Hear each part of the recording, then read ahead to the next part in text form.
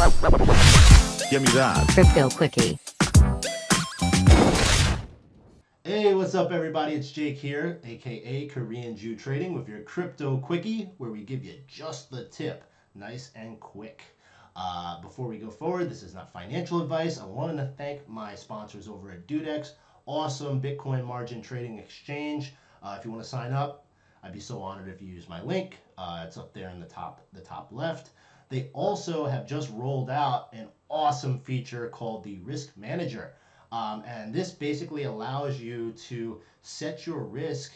It helps assist you in calculating that risk. So if you want to risk 1% of your portfolio, it'll show you exactly the position size. It'll also give you kind of guidelines for where to put your stops, where it shows you exactly what to do. It makes it very, very super simple to structure your trades. I'm actually going to be doing a more in-depth tutorial on risk management, as well as showcasing that risk manager this week. So stay tuned for that. If you didn't catch my last video, the 5 tips on how to not be wrecked, definitely check that one out. I put a ton of content and value into that. Unlike what other people are doing on here, I'm trying to keep you from killing yourselves on these exchanges. So definitely check that out if you're serious about trading. Yeah, so let's go forward and talk about the markets.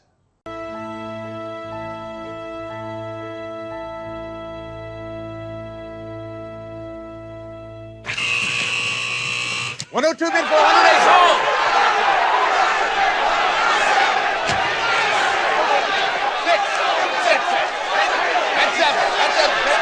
Starting with BTC. BTC. So in the Crypto Dojo, which is my private group, we were discussing, we do a conference call Sunday mornings.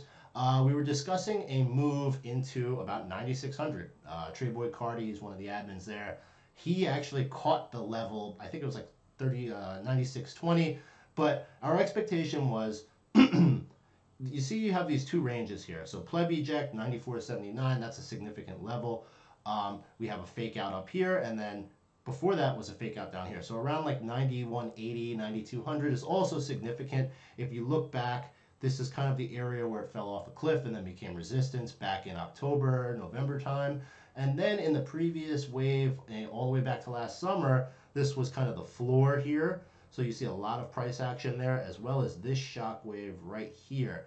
So definitely a key level below pleb eject. Pleb eject is the ultimate level, but 9200 is also serving as a support area. So you have fake outs, 2 fake outs to both sides here.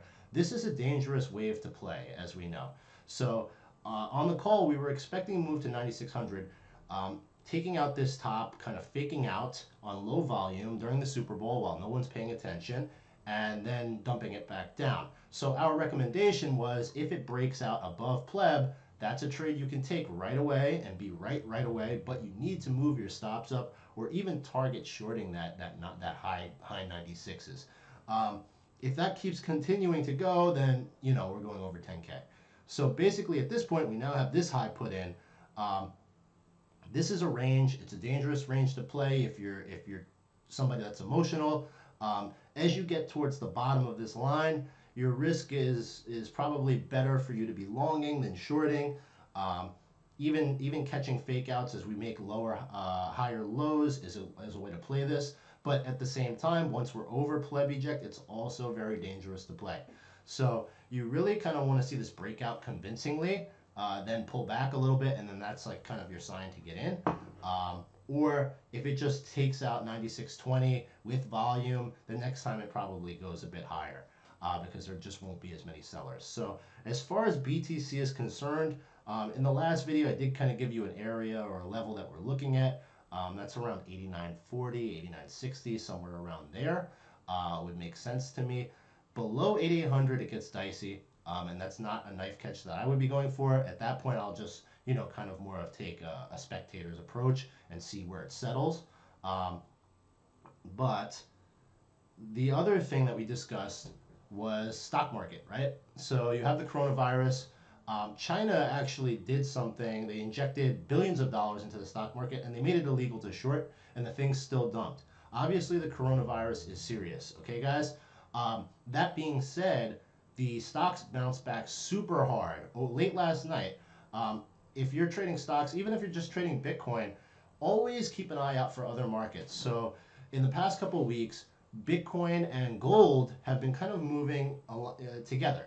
Bitcoin doing better than gold, but stocks are inversely correlated with Bitcoin at the moment. Now, I don't believe that Bitcoin is a risk-off asset, as some people might say, and for most of 2019, they were positively correlated. But we definitely have a short-term trend going where Bitcoin is performing well against stocks. Now, keep in mind, look, this is the NASDAQ. This has been going up since God knows when. I mean, it's been going up forever, but during this run up here, Bitcoin was going up too, so it wasn't negatively correlated. That just started like up here around January 24th, when you start to get that fear out of China for coronavirus. That the beginning of that, they've been very closely tied, like down to the minute. So when you look on lower time frames, stock market will pull back a little bit, Bitcoin will go up. So it's definitely paying close attention to that. And last night, when you check the stock market, they have closed market trading. So the Dow was up about 200 points last night, even after China dumping. Kind of gave us a sign that stocks are going to have a good day today as opposed to a bad one. And you're seeing Bitcoin pull back a little bit at the same time. So that's a little pro tip for you guys. Check out other markets. Don't just limit yourself to crypto. Moving forward, speaking of other markets, let's talk about altcoins, which are absolutely on fire. I'm sure you guys want to know about Tezos. There was a ton of downside. If you've watched the past videos, this was really the level I wanted to hold. That didn't hold. That didn't hold. And you come all the way back to 1500. That's a pretty strong retrace there. And when it bottoms out at around 1475, you start to develop a nice uptrend here. Now it's kind of taking off. You're sensing a bit of euphoria. 1950 was kind of like the area where I'm like, all right, this is just straight up bullish. Technically, I guess it's like 1930. This line here, this top. So if you're like a uber bull on Tezos, you don't really want it to go back here, but I think you can get an entry somewhere around here. Like that would be a really nice trade for you. So that's kind of the pullback entry, and we're starting to get some pullback now. For Tezos, so around 1950 is a nice place to enter, in my opinion. If you follow me on Twitter, I gave you guys a hint about this one. This one makes me really happy because it was the first YouTube video I ever did. So on Twitter, I posted a screenshot. I didn't want people to be like, hey, buy this coin because KJ said that. I just don't do that. But I posted a screenshot from my first YouTube video of Walton, and I said, here's your hot tip. And people didn't really get it. A couple people DM'd me, and they did get it. And within 12 hours, it had pumped like 20%. So what you see now is a nice little bullish shockwave going on the hourly. You want this to break out to the upside. So above 530, if it takes out the top of this, my expectations is we'll be looking at around 600 sats. If it gets past 600 sats, it can really run. But let's zoom out a little bit. Why did we pick this? Not the typical structure that I play, but being that the trend was very bullish for mid-cap alts, specifically ones from 2017 and 18 that people thought would never pump again, like Icon, which Icon's going crazy. Icon, Walton, Icon, Aeon, and WAN have been going off. So we're kind of looking at Walton just as like more like a nostalgic. I just wanted to look at it, and you see this huge volume spike right here. Also, people were fearful because it's the founders' tokens had been unlocked recently, but typically the founders don't like to sell their tokens at all-time low. They like to pump it first and then dump on you.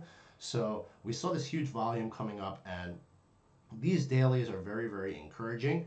The reason why I like this trade is like if it gets past this, like if it starts to get over 600 sats, 700, I mean, it can make up ground super quick. So like, I'm not going to tell you this is going to happen, but 1500 sats is a thing. Like this can 3x in BTC value pretty freaking quickly. So, you don't need to go crazy or FOMO or risk too much, but I would keep an eye on this one if I were you.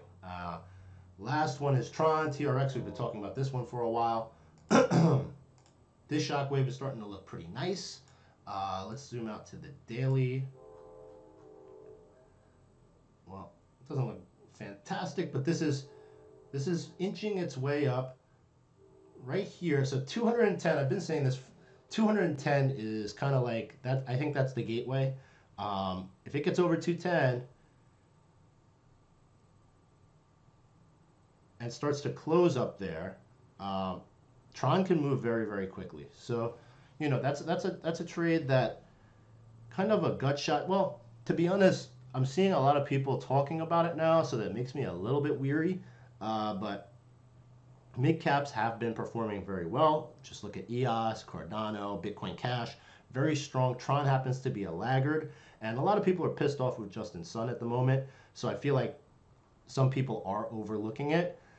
This is one that can surprise people. So I would keep an eye out on it. Right here, it's clearly at resistance. If you look, this is the daily. We're poking at this kind of box right here for some time, for over a week now. We keep trying to get through it. So my thought is that if it gets through 210 with volume, that's a momentum trade that you can make. So we got Tezos, Walton, TRX, and BTC. Shout out to the people that are trading Tesla. Thing is going absolutely bananas. A lot of excitement in the market. Use stops. You know, if you get stopped out, that's okay. You can re-enter. You can enter something else. You don't need to just hold now. I'm seeing a lot of people talking about let's just hold everything until this bull market is over. You know, fuck that. Because these alts can pull back 20%, and if you held, you're gonna feel like an asshole. If it doesn't pull back, then there's going to be another asset or another alt or something else that will be looking good the next day. You don't need to be in the same thing forever. And when people start to get really, really excited, that usually means that there will be some sort of pullback. And definitely starting to see the signs of excitement. So be careful. Don't FOMO into anything. And stay tuned for the next episode. This is it. I'll talk to you later, guys.